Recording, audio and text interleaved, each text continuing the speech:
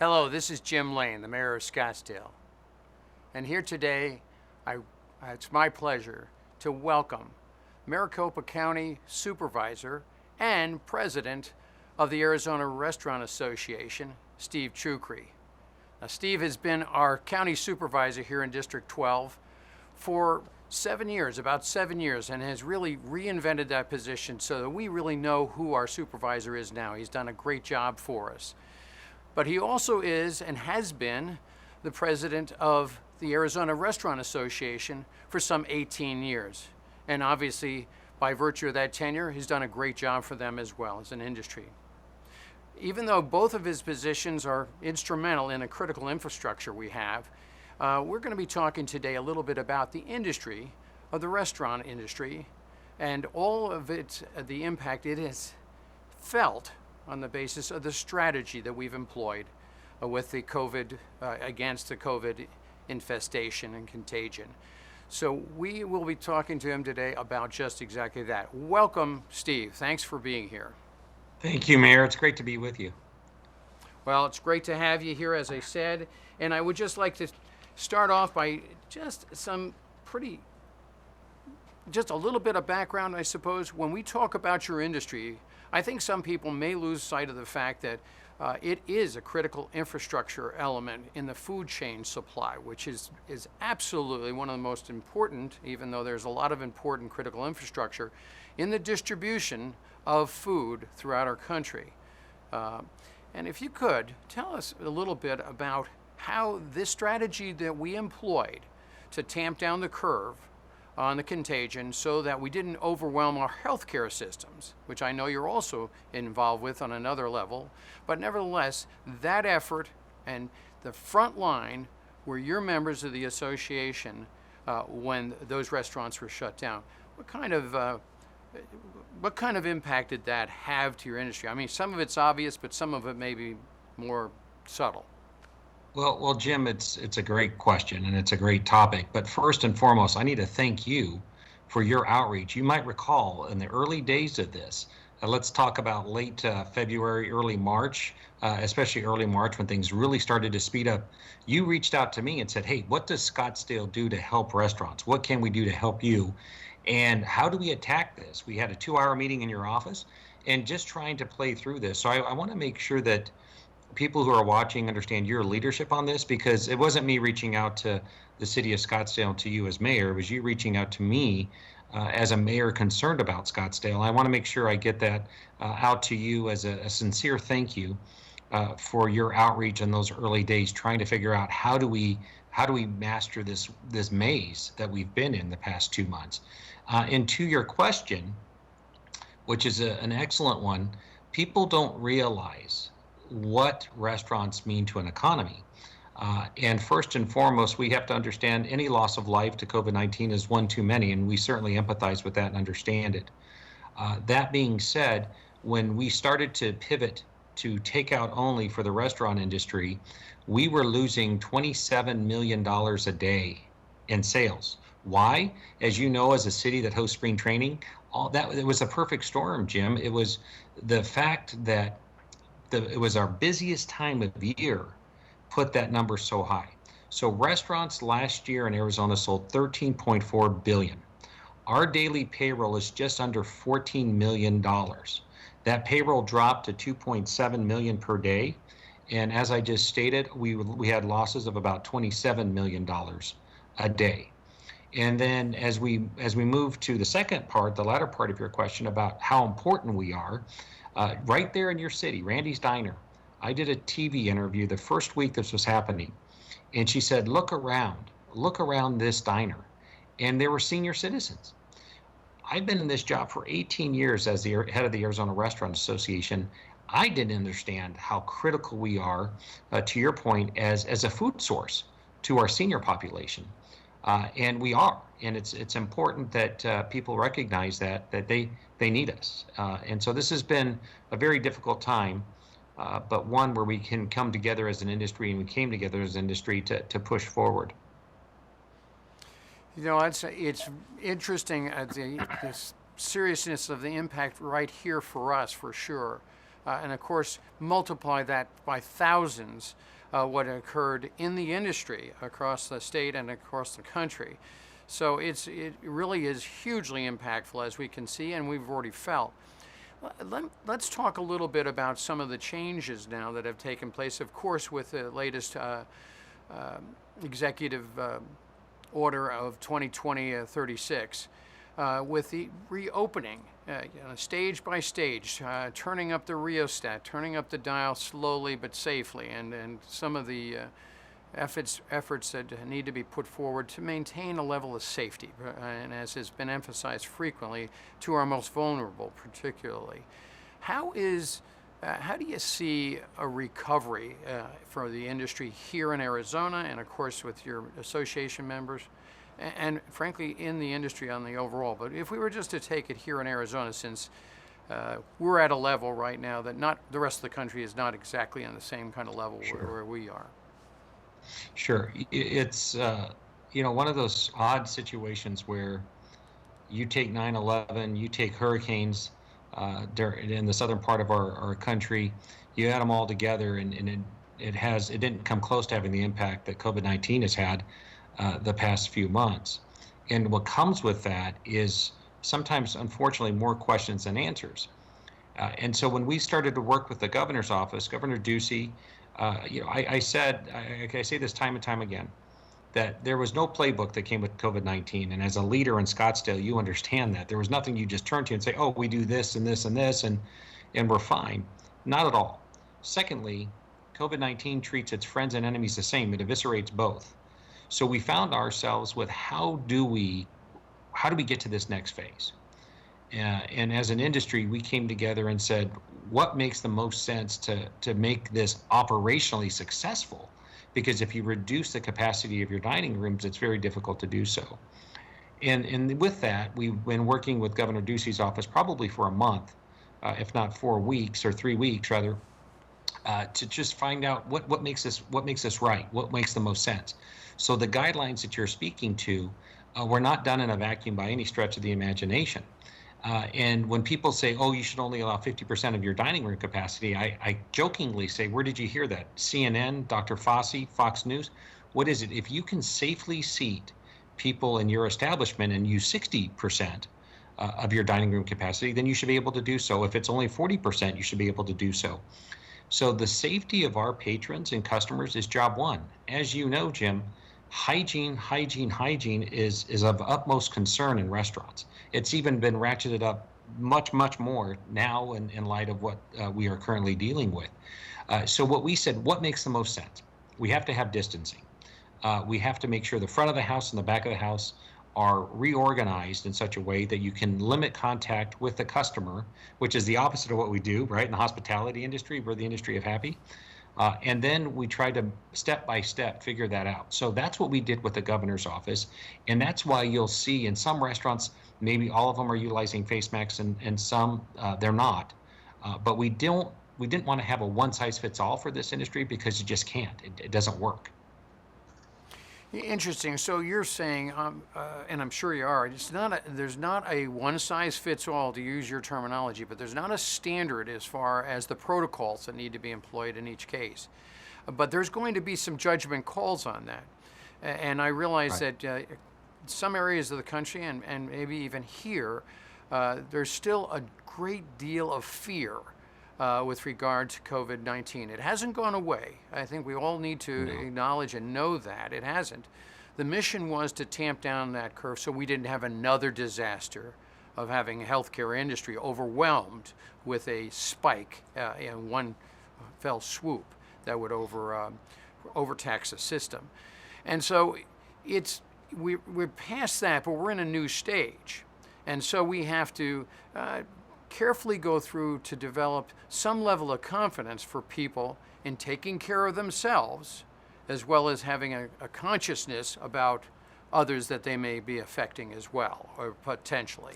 So it's a curious and a careful way to go, but I applaud really the efforts to try to make sure that we maintain safety in these protocols, and at the same time we try to make sure we don't have another potential disaster with a return or some kind of thing like that. Absolutely.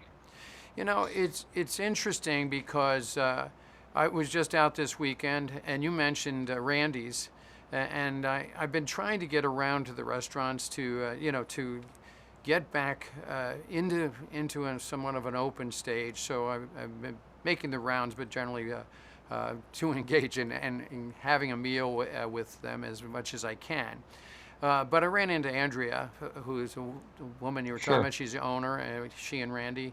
Um, and they were just so delighted, and their customers were so delighted that they were back. And of course, they were abiding. They really have changed a lot of things, but nevertheless, it's still a welcoming environment, and everybody is in a very healthful stance as far as what their obligation is to their customers and to their workforce. So it's been good, but it's an interesting time as we move forward.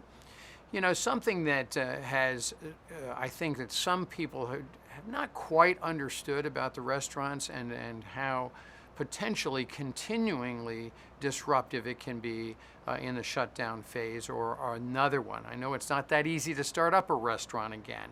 The prospect of going back and forth is even more ominous as far as its prospect for success. But your suppliers, your industry members' suppliers, took a major hit at the same time. And what some people don't understand with the food chain, which is a critical infrastructure service that's vital to the country, that was not quite understood by a lot of people. Do you have a little bit of something you could share with us as far as how that is as it was when it was shut down and as we recover, if there's obstacles? Yes, that's an excellent point too, Jim. What people don't realize is whether it be pork or beef, whatever the situation may or may not be, that they have to follow the proper protocols, and whether it be slaughtering a pig or whatever the case might be, because if you pass certain standpoints or certain mile markers, if you will, that beef or that pork isn't as good as it should be to sell to the public. So when you had such a reduction in consumption because so many dining rooms were closed, it really did have, to your point, a ripple effect across our supply chain. And what you're going to see and what you've seen the past week since we've been open, not in every case, Jim, but in most cases, is a reduction of menus. So you've seen a consolidation. Menus have been culled back to where you may not see the full robust offerings that you typically would in your favorite restaurant. And that's because of, to your point, supply chain issues. And it doesn't just stop with meat products and actual food products. You're talking about linen, all the other things that go into making a restaurant successful.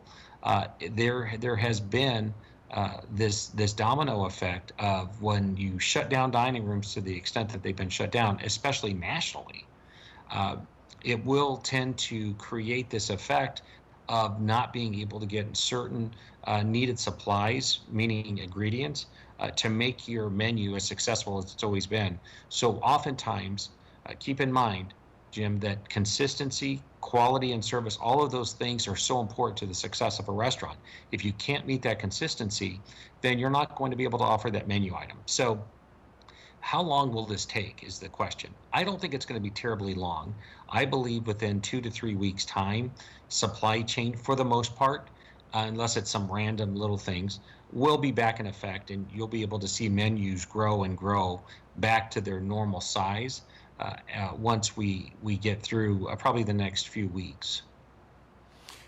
Interesting, because obviously everything along the line is impacted by some of the same rules of engagement, if you will, with their customers and with their workforce. And of course, we did see some high-profile issues in the meat industry as Sure. related to some of that. Well, and so what you're saying is, particularly since we're staging it, it's not really an obstacle at this point in time. There's some mitigating issues as far as the menu is concerned, but also as you move on, you think there's a reasonable avenue for them to recover and along the line. Yeah, absolutely, Jim. I would say it's a factor, but it's not the factor. Really, what the factor is right now is how many people and how is your layout of your dining room constructed and Yeah. configured. Because if you have a smaller dining room, there's just not a whole lot you can do, sadly. And so what you'll see is many folks say, we're going to hold back. We're going to wait and see what happens, especially some chef-driven restaurants that are typically smaller in nature. And we're just going to keep doing what we're doing. And then as we ease out of this and get more toward some sense of normalcy, we know that new normalcy is going to be different. Then you're going to see more restaurants opening, and you'll be able to see more menu items pop up and the like. Well, that's encouraging. I should probably just say, as Yeah. far as that's concerned. I just reading this morning as far as the automobile manufacturers starting up and their chain of suppliers, and how different or difficult it might be for them Yeah. as they get going. Sure. Absolutely. Well, Steve, is there another factor in this engagement and the tamping down and the reopening that you're hoping to see, or that you think is an important element that we need to consider in the next phase? You know, I think that the public, when they feel more safe, you're going to see restaurants and really other industries start to bloom. Scottsdale Fashion Square, that type of thing. We did a survey just a few weeks ago, but prior to reopening, Jim, and it was to our foodies. You're very familiar with the Arizona Restaurant Weeks, and we said about 8,000 people, and we got just under 2,000 responses to date back, and said, when would you return to a restaurant? And 52% said immediately, and another 13% said within 2 weeks. So we're now entering week two. It will be interesting to see what happens if our dining rooms continue to fill up. But I could tell you one restaurant in Scottsdale just on Saturday night had notified me saying, we've got 240 reservations. Now it's a bigger dining room. So people are hungry to get back out and eat in their favorite establishment. In fact, nationally, a poll was done saying, what do you miss most? And it was restaurants. I thought it would be sports, but it was restaurants. So we expect people to start filling back in. I think to your question about phase two, well, that's really going to impact bars more so than restaurants. We have learned in just a 7 day period what works best by way of wearing masks, gloves, hand washing protocols, wiping down handles, those types of things, and we've gotten a good response from our guests. You don't see things on dining room tables anymore like pepper or salt or Cholula sauce. Those types of things are now delivered to you directly. Those things are going to be here for a while. What I would say that you're going to see more and more in restaurants moving forward, even when there is a vaccine, is that you'll see technology. Technology where you have payments that are just tapping your credit card instead of having the exchange. You'll see texting platforms letting you know, sending a text when your table is ready. You're going to see technology, I think, emerge in a very big way. Well, interesting. All of that sometimes, and we've noted that here in the city as well, some of that is really another way of an efficiency in Sure, operation. And sure. hopefully it doesn't take away, from sort of the ambiance and frankly the social connection that people are looking for, just maybe even a little bit of chatter in the background kind of thing. Yeah, But exactly. well, that's very nice to hear all the way around, and certainly I want you to know that I know the city of Scottsdale and our residents are pulling for the restaurant industry to come back, and we're going to be supporting it strongly. And I do think that we'll probably see folks coming back maybe sooner rather than later back into the valley. Um, Even some who may have just taken a time to go somewhere else for the duration, but there's probably fewer of those. But nevertheless, that's going to be a way to recover as well. And so we're hoping that we get through this first phase as it is in good form, and continue on and taking the precautions for all of our safety in any case, and that we have given it some time, not only to deflect the idea of overtaxing the healthcare system, but also in potential treatments and cures and vaccines and otherwise. Give it a little bit more time before because this is going to run out for a while. We do know that. Yeah, you're right. I agree with you. Well, Steve, Thanks so very much for being with us today, and I really appreciate your time and your comments. I mean, it's going to be helpful for our community to have a better understanding of your Well, industry. thank you, Mayor, for your leadership as well during all this. We're grateful to have you in both my elected capacity and my role at the Arizona Restaurant Association. We really appreciate all that Scottsdale has done. Thanks again, Steve.